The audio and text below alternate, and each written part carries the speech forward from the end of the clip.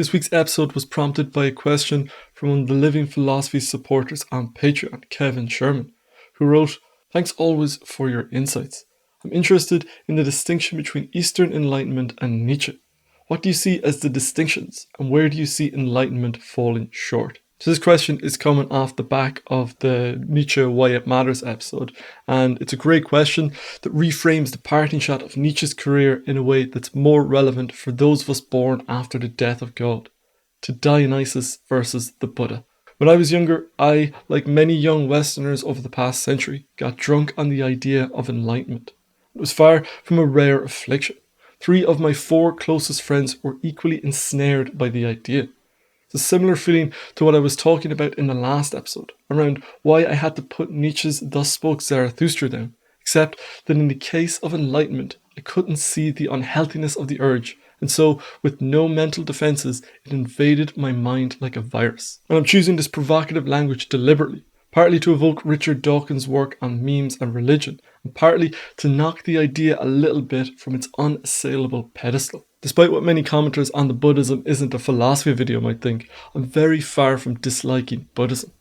In the years since escaping the spell of enlightenment, I've spent 40 days in silence at 10-day Vipassana retreats and hundreds of hours practicing Buddhist meditation.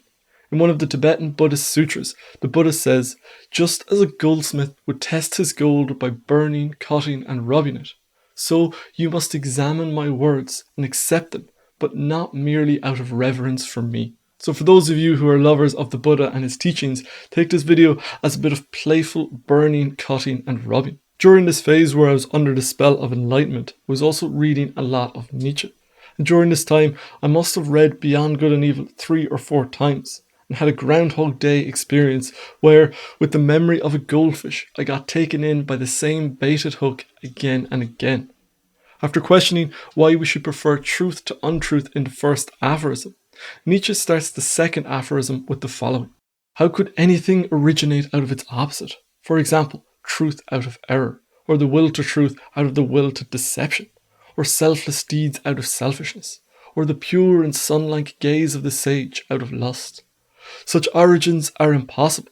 Whoever dreams of them is a fool, indeed worse. The things of the highest value must have another peculiar origin.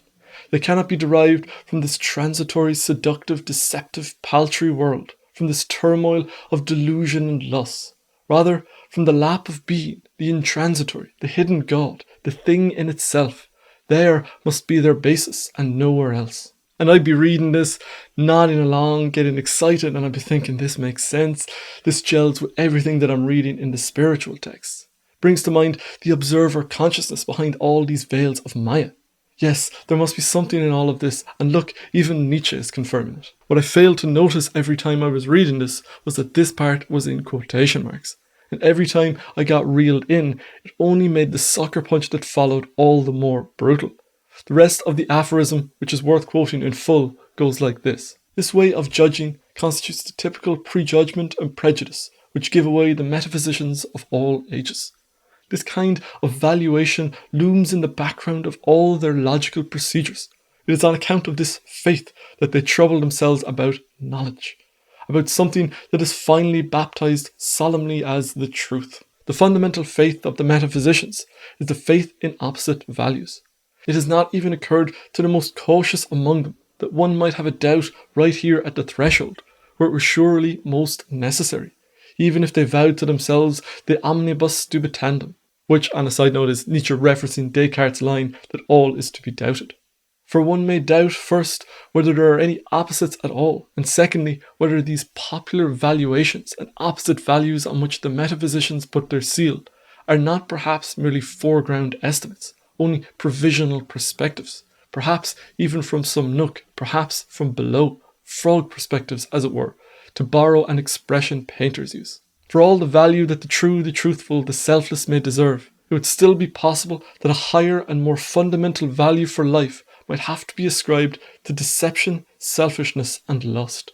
It might even be possible that what constitutes the value of these good and revered things is precisely that they are insidiously related, tied to, and involved with these wicked, seemingly opposite things. Maybe even one with them in essence. Maybe.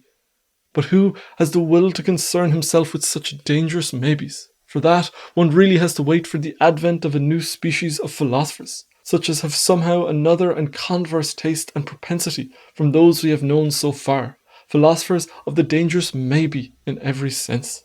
And in all seriousness, I see such new philosophers coming up. And with that, I'd snap in the space of 4 paragraphs from the ascetic ideal of Buddhism to the Dionysian ideal of Nietzsche. Like a great hypnotist, Nietzsche was pacing my experience. He passed what is called the ideological Turing test, where he gave such accurate voice to my worldview that I believed he shared it. And then, having matched my experience, he ripped the rug from underneath me and I found myself face down before a new idol. And intoxicated with the nectar of Nietzsche, I would find myself drawn in by the hopes of being one of these new philosophers, in what can only be described as a masterpiece of conversion by the German thinker. It's a great example of what I mean about Nietzsche having the ability to challenge assumptions you don't even know that you have. And on the genealogy of morals, Nietzsche dissects the ascetic ideal, that is, the ideal of asceticism which debases this life in order to heap adoration on another world. This can be the objective world of the scientists, it can be the heaven and hell of Christianity, the nirvana of the Buddhists, or even the nature of the Stoics. The ascetic ideal is the spiritual DNA that Aldous Huxley talks about in The Perennial Philosophy. It is the basis of what Nietzsche calls slave morality, with life-denying disgust with this plane of existence. Where Nietzsche is special is that in criticizing this ideal, his standpoint isn't the one we are used to. We are used to this ascetic ideal having a counter in day-to-day life, and that is worldliness. In the New Testament, we have lines like, "For the grace of God has appeared, bringing salvation for all people, training us to renounce ungodliness and worldly passions, and to live self-controlled, upright, and godly lives in the present age." And, "Do not love the world or the things in the world. If anyone loves the world, the love of the Father is not in him. For all that is in the world, the desires of the flesh and the desires of the eyes and pride of life, is not from the Father, but is from the world. And the world is passing away along with its desires. But whoever does the will of God abides forever." So the traditional setup is a dichotomy between the ascetic ideal and this world. The ascetic ideal is allied with the metaphysical, the other world of grace and goodness. Plato's real world where the sun of the good shines outside the cave of illusions. The counter-ideal to this that we experience in our day-to-day lives is the compromised, status-driven realm of the world. And since Nietzsche proclaimed the death of God and secular societies come into its own, this world tends more and more towards a sort of hedonism. Before Nietzsche, there was this implicit belief in a dichotomy between truth and illusion, between the sheep and the goats, the wise and the ignorant, the awakened and the sleeping. The ascetic ideal and its counterpoint in this world were thought to be the only 2 alternatives. The ways of mysticism and enlightenment take this religious faith in truth and illusion and inject it with steroids. Rather than leaving it out there as inaccessible like Kant, they tell us we can experience truth. The kingdom of heaven is on earth. Nirvana is within your reach. Clear off your doors of perception and you will see things as they truly are. The ascetic ideal draws us away from this world. Fasting, chastity, simplicity, renunciation. These pillars of the ascetic ideal take us away from life. They cut us off from the richness of the human experience. All life is suffering, we're told, and here's how to get away from it. It's a pulling back out of fear of pain. But the hook of the ascetic ideal has a tasty bait attached. We can be liberated from suffering. Heaven awaits those who follow the good path. Virtue is sufficient for happiness. And the Buddhist and Hindu hooks have an even tastier bait attached, with the peace and contentment and even bliss that can come with the path to liberation. Not only can you feel superior to everyone in your life, but you can also feel infinitely happier than them. You can avoid suffering and experience true bliss. All you have to do is be non-attached to everyone in your life, renounce this world, and live a life of discipline, simplicity, chastity, and renunciation. The thing about this ideal of enlightenment is that it is, in many respects, poisonous. It is the most common form of what is known as spiritual bypassing. As you move through spiritual circles and read spiritual books, you come across so many people who take this as the ideal. It might be unattainable by them, but they still hold it up there as their number one. They love consciousness and the light and think we need to purify ourselves of the darkness. It's an overcoming of the instinctual samsara by the conscious will to liberating nirvana. I can see the sense in it if you are genuinely shooting for the end goal. But for your average citizen of the world, it's toxic. It's ascetic and life-denying. It gets people retreating from life and the world. In this age especially, that's a shitty ideal. We want people to become involved in the world. We want people to become successful and to stand as a real counter-ideal to worldliness. To put it another way, the stereotypical image of the East, as seen through this New Age Enlightenment lens, is monastery on the mountain, village in the valley. Wisdom and worldliness, each with their own domains. By setting up this polarity, you cut off wisdom from the world. You set up the poles, and each end of the pole tends towards its extreme. To me, this isn't just bullshit, it's dangerous bullshit. We need our wisdom in the world, and we don't want it to feel dirty and contaminated just by proximity to money and status. The separation of wisdom and worldliness might save a few monks somewhere, but the world remains corrupt.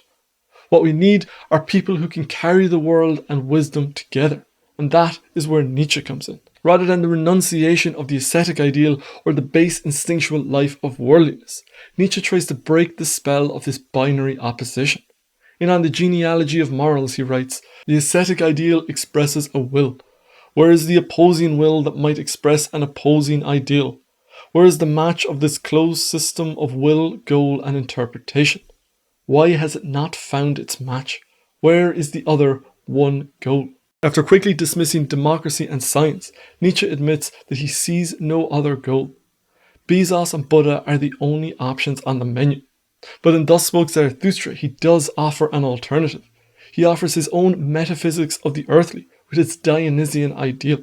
He metaphysicalizes the world. He orients us not up and away from the world into the metaphysical realm of the Father or of Nirvana, but instead towards this world. The Dionysian affirms the value of this world and this life in all its trials and tribulations as it is. He declares his doctrine to be amor fati, love of fate, a term that Nietzsche coined and which has since been appropriated by neo-Stoicism. He tells us that there are heights from the soul from which even tragedy ceases to look tragic. This is the ideal of the Dionysian. And this ideal, with its eternal recurrence, its will to power, and its Übermensch, is a set of perspectives that orient us towards this world, not away from it in disgust, but into its guts, into the blood and bones of life itself. The problem with Enlightenment is that it draws people who have a lot of wisdom and a lot of good to offer away from the world. It makes them feel dirty for interacting with the worldly, and so it creates a barrier between wisdom and the world, thus making the world a worse place. Either you follow the ascetic path of the Buddha, or else you are turning your back on the spiritual path. You are caught in a polarized binary. Nietzsche's counter-ideal does the opposite. It draws us into the world. It valorizes the world, and not merely in a hedonistic YOLO kind of way, but in a spiritual way. It affirms the world and the body and life, and so we can form a positive spiritual relationship to this world. It reminds me of the old Taoist ideal where the masters weren't away on the mountaintop in some monastery, but they were in the village. They were the master butcher and the master baker. They were in the world. They were living ideals affecting the world around them. The Dionysian ideal encourages us towards this. It's an orientation towards life. We go into the darkness, we look into our shadow and into our underworld, and we affirm it. Buddhism, in contrast, is a decadent affirmation of death. The Bodhisattva Avalokiteshvara has taken an oath that she will not become enlightened until every other being has achieved liberation. And liberation, of course, means the cessation of the wheel of samsara, of births and rebirths, i.e. of the entirety of life itself with all its miseries and its corruption. There's a scene from The Lord of the Rings that comes to mind where Elrond advises his daughter Arwen to take the ship to Valinor, the undying lands over the sea. Nothing awaits her in Middle-earth but death. Even if Sauron is defeated and her lover Aragorn becomes king, Arwen will still have to see him die, and she'll live on to face her mortality alone. But what Elrond conveniently leaves out of the story is the new life, her son. By emphasizing our aloneness and our suffering, the ascetic ideal makes a Cartesian error. It cuts us off from the network of people and community. It cuts us off from the past and the future and leaves us to marinate in our aloneness. The Dionysian path, however, offers another way, not just the base life of hedonism, but a metaphysics of the earthly, a making sacred of this life and this world. It's an affirmation of life in all its sufferings and its joys, in all its highs and its lows. For the Dionysian ideal, suffering is not a counter-argument, but a centerpiece. Nietzsche's most famous line is, "That which does not kill me makes me stronger." He also writes that to those human beings who are of any concern to me, I wish suffering, desolation, sickness, ill treatment, indignities. All of this because he believes in catharsis. He believes in the sacredness of becoming, in the ever-babbling brook of the generations. I find Nietzsche to be the best critic of the ideal of the New Age's Enlightenment, because unlike the worldly hedonists, I don't get the same sense that he's living in darkness. The materialistic hedonists seem to be denying their higher nature, their spirit. They seem to have turned their back on the sacred. They've given up. They are the prodigal son off in the world. The ascetic ideal has a sense that it will be vindicated on its deathbed. It alone holds the higher ground. But Nietzsche changes this landscape entirely. He manages to criticize the ideal of enlightenment from another peak of spirit. And until now, as he would put it, there seemed to be no other peak. It was either the peak of enlightenment or the valley of Kierkegaardian despair. Nietzsche offers an alternative route, the sacredness of the world, and with that he changes the entire spiritual landscape. That's not to say Nietzsche gets everything right. I'm not sure his metaphysics of the earthly is the metaphysics of the earthly. But what he has broken is the binary that was keeping us locked between the worldly and the ascetic ideal. What's important about Nietzsche is not that he's 100% right, but the fact that he finds a separate standing ground. The fact that he finds a perspective from which he can validly criticize the entire history of metaphysics up to now. This is what is valuable. He is liberating. He broadens our horizons and allows us to see from a point of view that nobody else seems to have. And that's no small thing in the long history of philosophy. That's everything for this episode of The Living Philosophy. I'd like to thank Shane Crescentiter, Bisso Feissa, David Pilibosian, and all the other patrons for their support of the channel. If you'd like to get access to weekly bonus episodes, monthly Q&As, and to get your name in the credits like these fine people, then you can head over to Patreon. As ever, if you have any thoughts, insights, or feedback, I'd love to hear from you down in the comments. Otherwise, I shall see you next time. Thank you for watching.